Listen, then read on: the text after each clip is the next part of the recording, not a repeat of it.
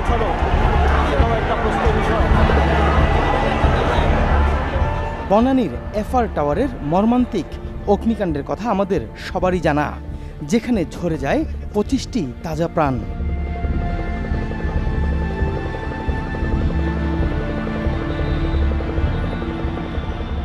স্যানিটারির পাইকারি বাজার খ্যাত সিদ্দিক বাজারে ভয়াবহ ভবন ধসের ঘটনায় প্রাণ হারান 26 জন।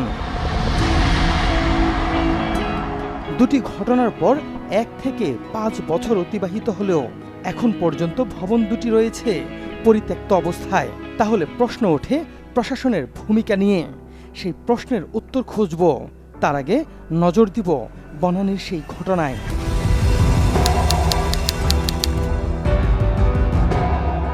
বনানী কামাল আতাতুর্ক এভিনিউর 32 নম্বর ভবন। বেলা 12টার পর শুরু হওয়া আগুনে জ্বলতে থাকে পুরো ভবনটি। সময় বাড়ার সাথে সাথে বাড়তে থাকে আগুনের তীব্রতা। ফায়ার সার্ভিসের কর্মীরা আগুন নিভাতে প্রাণপণ চেষ্টা চালান।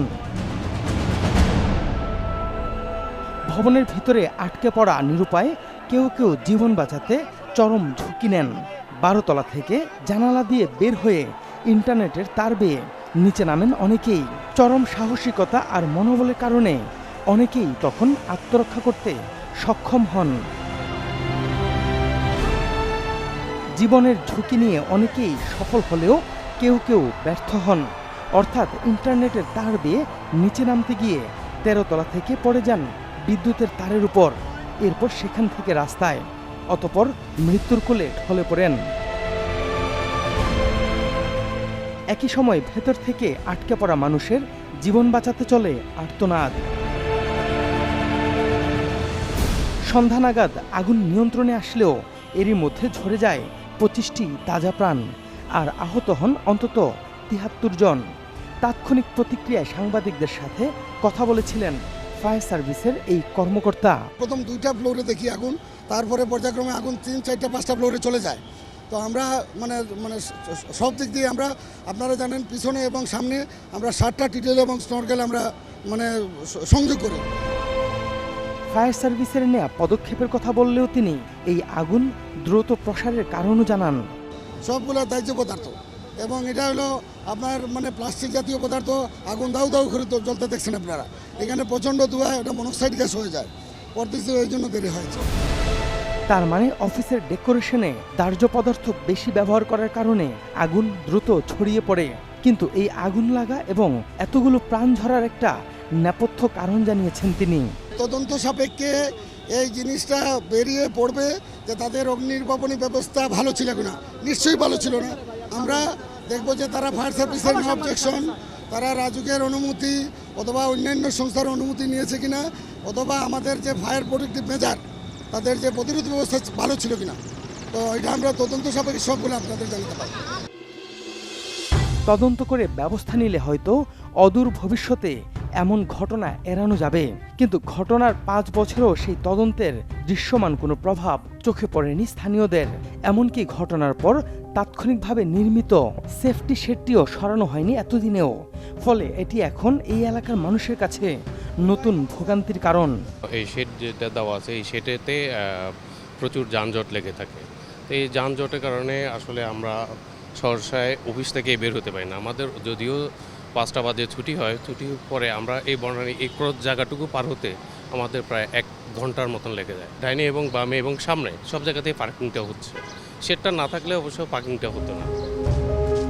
বেসরকারি চাকরিজীবী ইসমাইল হোসেনের মতো এখানকার অন্য কর্মজীবীদেরও একই অভিযোগ।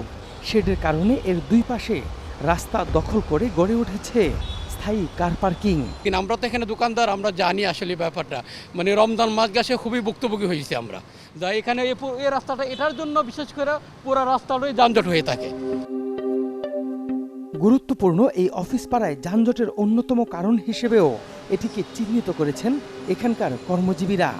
এটা ফুটপাত দখল করে রাখছে কিছু অসাধু ব্যবসায়ী আর কি, এরকম আর কি, যে যেহেতু খালি জায়গা পড়ে আছে, ব্যবসা করতেছে, হয়তো সানসিটু চলে গেলে তখন ওরা আর থাকবেন আর কি। জাস্ট একটু জানতে চাই আমরা যে আপনারা যে এখানে কতদিন ধরে আছেন। হ্যাঁ, আমরা একটু ইয়া করি। এটা বাদ কথা বলতেন। আমি আগে পুলিশের দোকান বন্ধ করে দেয়, কোথায় বলতে নিউজগুলো দেখলে পুলিশের কয়েকদিন আগে একজন মোবাইল ভিডিও করে নিয়ে গেছে, ভিডিও করে। টেলিভিশনে ভিডিও দেখলে পুলিশ আসবে, কিন্তু এভাবে প্রকাশ্যে ব্যবসা করলেও কি পুলিশ দেখে না, নাকি অন্য কোনো রহস্য আছে?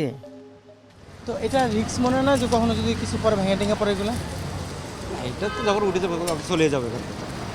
আচ্ছা, একটা জিনিস জানি, ধরেন এই শেডটার কারণে দুই পাশে রাস্তায় যানজট পড়ে না? না হ্যাঁ, যানজট হয় না? না,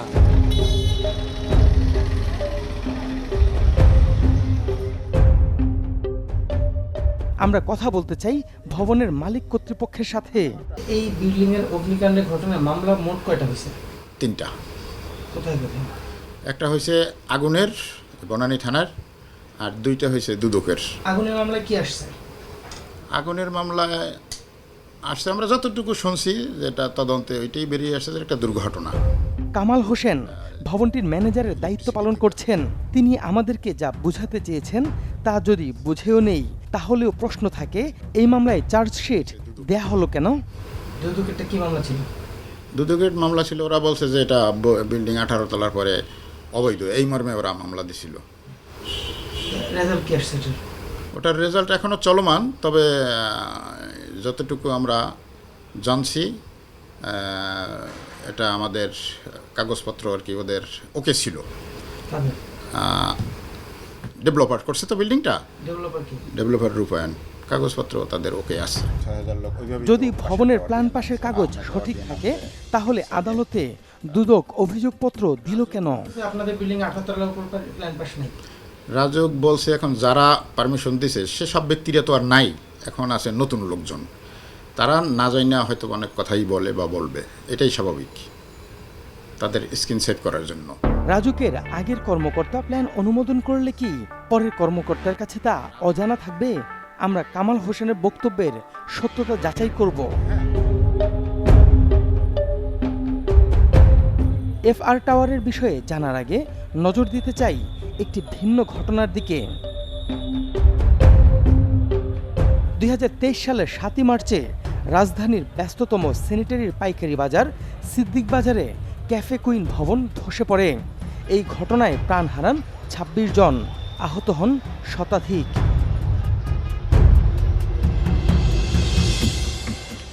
তিন দিন পর্যন্ত চলে উদ্ধার অভিযান, বের করা হয় নিখোঁজ কর্মচারীর ক্ষতবিক্ষত লাশ। আব্দুল মোতালেব মিন্টু বাংলাদেশ স্যানিটারি নামক প্রতিষ্ঠানের মালিক। ভবনটির বেজমেন্টে ব্যবসা করতেন তিনি। এই দুর্ঘটনায় সাজানো ব্যবসা পরিণত হয় মৃত্যুপুরীতে। হঠাৎ আমি খবর পাই যে আমার এই বিল্ডিংয়ে বিস্ফোরণ ঘটে। তখন আমি রামপুরা ছিলাম। রামপুরার থেকে আমি ছুটে এসে দেখি এই পরিস্থিতিতে আমার বিল্ডিংটা এবং আমার ব্যবসা প্রতিষ্ঠান পুরা সম্পূর্ণ শেষ হয়ে যায়। এর থেকে আমি একটা স্ক্রুও বাইর করতে পারিনি। ব্যবসার সাথে সাথে হারিয়েছেন 3 জন সহকর্মীকে। ব্যবসা হয়তো ফিরে পাবেন, কিন্তু তাদের আর পাওয়া যাবে না। আমার 3 জন স্টাফ ছিল, এর মধ্যে 2 জনই আমার আত্মীয়। এর মধ্যে একজন যে মেইন স্বপন আমার ছোট ভাই, সে তাকে আমরা 7 মাসে ওই দিন আমরা তার লাশ কোনোভাবেই পাইনি। 2 দিন বা 3 দিন পরে তার লাশ উদ্ধার করি। মোহাম্মদ রবিন ভবনের নিচতলার ব্যবসায়ী, অনিকা গ্রুপের কর্ণধার। মনিরুদ্দিন সুমনের বড় ভাই। 2 ভাইয়ের ব্যবসা হলেও সুমনই মূলত ব্যবসা দেখাশোনা করতেন। এখন একদিকে সুমনকে হারানোর শোক, অন্যদিকে ব্যবসার টালমাটাল অবস্থা। আমাদের প্রতিষ্ঠানের আরেকজন কর্মচারী মনি ফোন দিয়েছিল, যদিও আমি সফরে ফ্যামিলি নিয়ে গিয়েছিলাম। ফোন ধরার পর আমার জীবনে সবচেয়ে কঠিন সময় আসলো। এরকম আমার জীবনে হয়নি যে আমার ইমিডিয়েট ছোট যেটা আমার পিঠাপিঠি, আমার ব্যবসায়ী আনিকা গ্রুপটা যেটা ছিল আমার ভাই মমিনুদ্দিন সুমনেরই করা, আমাদের ফ্যামিলিটা চূর্ণ বিচূর্ণ হয়ে গেল। ভবন ধসের ঘটনায় ভাইয়ের সাথে ব্যবসা হারিয়েছেন, তার উপর নিজের পজিশন কেনা, দোকান থাকার পরও ভাড়া দিয়ে ব্যবসা করছেন। আমার তো পজিশনে নেওয়া, এখন ওরা জমিদারও বলতেছে দিবে, কাজ করবে, কিন্তু ওরা বলতেছে এই বিল্ডিংটা নাকি আবার কি বলে, এটা পুরোটা না ভেঙে ভিতর থেকে করা যাবে। ব্যবসায়ীরা দেশের অর্থনৈতিক উন্নয়নে ভূমিকা রাখেন, এমনকি কর্মসংস্থান সৃষ্টি করে থাকেন। তাই তো এই ব্যবসায়ীদের সরকারের কাছে এমন আকুতি। আমি বাসা ভাড়া দিতে পারতেছি না, তারপরে নিজে ঠিক মতন চলতে পারতেছি না। এর মধ্যে ব্যাংকের অনেক চাপ আমাকে সামাল দিতে হইতেছে, মানে ব্যাংক বিভিন্নভাবে আমাকে চাপ দিতেছে। এখন সরকারও আমাদের এই দুর্ঘটনার জন্য আমরা এখানে এতগুলা ব্যবসায়ী দুর্ঘটনার শিকার হয়েছি, সরকারও আমাদের ব্যবসায়ীদের কোনো সহযোগিতা করে নাই। সংকট যখন চেপে ধরেছে তখন নতুন করে পরিত্যক্ত ভবনের সামনে এই রোড ডিভাইডারগুলো গলার কাটা হয়ে দাঁড়িয়েছে। মেইন সমস্যাটা হয়েছে এইটার কারণে যে যানজটটা লাগিয়ে রয়েছে, আমাদের এখানে কোনো লোড আনলোড করতে পারতাছি না। এখন এই সমস্যাটা এইটাই একটা সমস্যা হয়েছে, ভালো কথা, সমস্যা হইতেই পারে। এই সমস্যাটা অরিজিনালি খুব দ্রুত সরকারিভাবে এটা একটা সমাধান করে এই রাস্তাটা খুলে দেওয়া হোক এবং এই মানুষের ভিতর থেকে ভয়ভীতিটা চলে যাক। এই বেড়া দিয়ে রাখার অর্থ হইলো আবার বিল্ডিং পড়ার সম্ভাবনা আছে। যদি পড়েই জায়গায় এরকম চিন্তাই করে সরকার বা এরকম কোনো সমস্যা হয়েই থাকে, তাহলে আপনারা এটা ফাইনাল ডিসিশন নিয়ে এটা ভাঙেন, অথবা এটা ছেড়ে দেন, মার্কেট সুন্দরভাবে পরিকল্পিতভাবে চলুক। স্থানীয় ব্যবসায়ীদের এই যৌক্তিক দাবি 1 বছরেও যথাযথ কর্তৃপক্ষের নজরে আসেনি। কিন্তু কেন?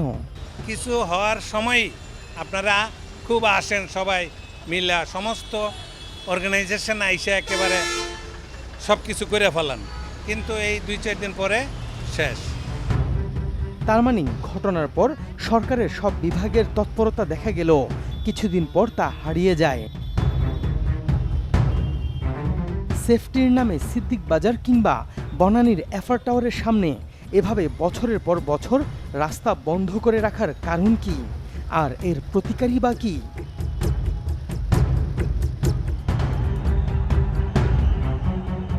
বনানীর এফআর টাওয়ারে অগ্নিকাণ্ডের ঘটনায় 3টি মামলা হয়।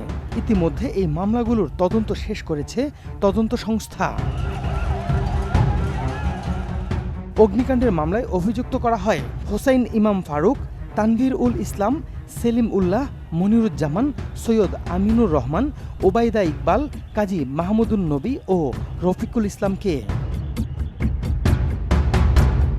ভবনের নকশা জালিয়াতির অভিযোগে দুদকের করা মামলায় অভিযুক্তরা হলেন এফআর টাওয়ারের মালিক হোসাইন ইমাম ফারুক, রূপায়ণ গ্রুপের chairman Liaquat Ali Khan, FR tower owners সোসাইটির সভাপতি তাজভিরুল ইসলাম, রাজুকের সাবেক পরিচালক মোহাম্মদ শামসুল আলম, সহকারী পরিচালক মেহেদুজ্জামান ও শাহ মোহাম্মদ সদরুল আলম, সাবেক তত্ত্বাবধায়ক জাহানারা বেগম, সহকারী অথরাইজড অফিসার নজরুল ইসলাম, রাজুকের উচ্চমান সহকারী মোহাম্মদ সাইফুল আলম, ইমারত পরিদর্শক ইমরুল কবির ও মোহাম্মদ শওকত আলী, উচ্চমান সহকারী মোহাম্মদ শফিউল্লাহ, সাবেক অথরাইজড অফিসার মোহাম্মদ শরীফুল ইসলাম, নিম্নমান সহকারী মোহাম্মদ মুজিবুর রহমান মোল্লা, অফিস সহকারী মোহাম্মদ এনামুল হক ও শওকত আলী।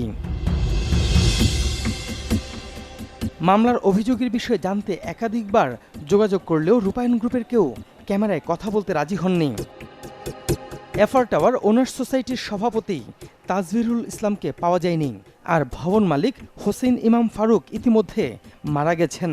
তবে তার আইনজীবী বলছেন, ভবন নির্মাণের সময় ডেভিয়েশনের অভিযোগ করেও কোনো ফল পাননি তারা। এখন উল্টো আসামি করা হয়েছে তাকেই। উনি বারবার রূপায়ণের কাছে, রাজকের কাছে এবং বনানী থানায় যদি আপনি একটু খোঁজ নেন, ওখানে আপনি দেখবেন ওনার জিডি করা আছে যে যেই রাজক অনুমোদিত যে সার্টিফিকেট গুলো লাগে একটা ভবন নির্মাণের জন্য, ওইগুলো পাইনি। সো এটা নিয়ে করা আছে। তারপরে সেই কারণে ওনার বেশি দুঃখ ছিল যে কেন আমি এত কিছু, উনি একজন সরকারি কর্মকর্তা ছিল, এত কিছু অবলম্বন করার পরও কেন আমার নামে আসামি হিসাবে আসলো এবং কেন আমাকে এখানে দোষারোপ করা হচ্ছে। কারণ আমি যখনই ডেভেলপারের কাছে দিয়ে দিয়েছি আমার জমিটা, তখন কিন্তু ওটার দায় কিন্তু আমার না, তখন ওটার দায় কিন্তু ডেভেলপারের কাছে যায়। ভবনের সার্বিক বিষয় জানতে রাজধানী উন্নয়ন কর্তৃপক্ষ রাজুকে টিম ফলো আপ। টাওয়ারের যে ঘটনাটা, সেখানে তো আসলে বিল্ডিং এর অনুমোদন ছিল কত তলা? আপনাদের অনুসন্ধানে কি পেয়েছিলেন? 18 তলা ভবন অনুমোদন ছিল। ভবনটি নির্মিত হয়েছিল 23 তলা। তার মানে দিনে দুপুরে এমন জালিয়াতির ঘটনা ঘটিয়েও সবাই ছিল বহাল তবিয়তে। কিন্তু বছরের পর বছর এভাবে রাস্তা বন্ধ করে রাখার যৌক্তিকতা কি? যেহেতু অনেক দিন ধরে রাস্তাটি এটা নিরাপত্তা ছাউনিটি আছে, এবং এটা আসলে নিরাপত্তা ছাউনিটি কতদিন থাকতে পারে এই বিষয়টি আমি রাজধানী উন্নয়ন কর্তৃপক্ষের যে সংশ্লিষ্ট টিম আছে তাদের সাথে আমরা এই বিষয়ে আলোচনা করে আমরা ঊর্ধ্বতন কর্তৃপক্ষের সাথে আলোচনা করে সেখানে পরবর্তীতে আশা করি যে শীঘ্রই এই বিষয়ে একটি সমাধান আমরা খুঁজে পাবো। এত গেল এফআর টাওয়ারের বিষয়ে, কিন্তু সিদ্দিক বাজারের ভবনের বিষয়ে তদন্ত প্রতিবেদন কি? যে ভবনটি তার বিদ্যমান যে স্ট্রাকচারাল কাঠামো সবগুলো পরীক্ষা নিরীক্ষা করে ডিটেল ইঞ্জিনিয়ারিং অ্যাসেসমেন্ট রিপোর্ট করার জন্য অনুরোধ করা হয়েছিল। রিসেন্টলি মালিক পক্ষ থেকে ডিটেল ইঞ্জিনিয়ারিং অ্যাসেসমেন্ট রিপোর্ট রাজধানী উন্নয়ন কর্তৃপক্ষ বরাবর দাখিল করা হয়েছে।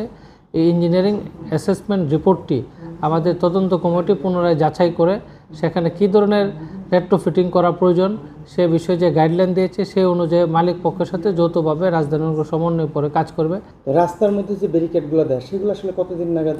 এটা আমরা চেষ্টা করছি যেহেতু ডিটেল ইঞ্জিনিয়ারিং অ্যাসেসমেন্টের জন্য আমাদের এটা অপেক্ষমান ছিল, আমরা গত সপ্তাহে ডিটেল ইঞ্জিনিয়ারিং অ্যাসেসমেন্টে পেয়েছি। অতি শীঘ্রই এ বিষয়ে কার্যকর ব্যবস্থা গ্রহণ করবে। শীঘ্রই ভবন দুটির সামনের রাস্তার উপর থেকে সরানো হবে প্রতিবন্ধকতা, এমন প্রতিশ্রুতি দিয়েছে রাজুক। এখন দেখার অপেক্ষা বাস্তবায়নে কত সময় লাগে।